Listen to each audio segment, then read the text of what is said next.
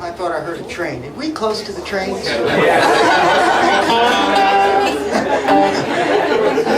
Otherwise known as a flashback, okay?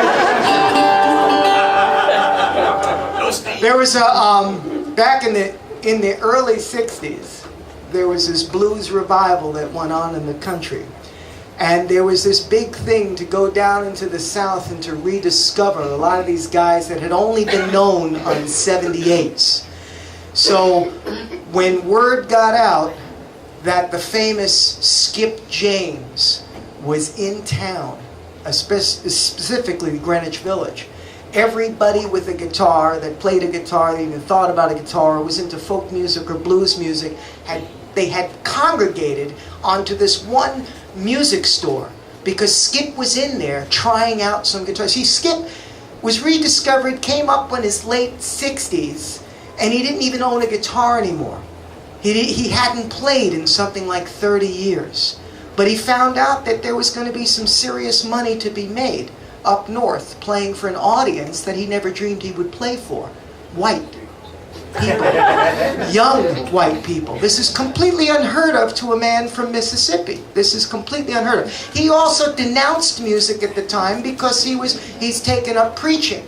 And you can't play blues and preach at the same time. But when they told him the amount of money he could make, he decided he could put the Bible down a little bit and come on up. So he came up, and folks, you have to understand this, he's in this music store and he's trying to decide between these two guitars. One was something that had a great reputation in the United States called a Martin guitar. And everybody just, whoa, Martin guitar is great. And then he's looking at this guitar that was made in Japan called a Yamaha. And he was just trying to make up his mind. And of course all the musicians were like, how can he be trying to do this? It's a Martin guitar. So he finally asked, he said, well, this one here, the Yamaha, where's that made? And they said, well, that's made in Japan. He goes, uh-huh. And this one, where's this one made? And they said, well, that's made in Pennsylvania.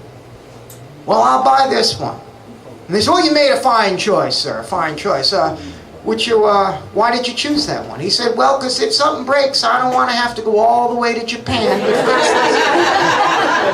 That's really what he said. But you have to understand, another thing is the fact when he was rediscovered and he came back up, he had forgotten all his songs. So somebody who had listened to their 78s had to actually teach him again the songs that he used to play.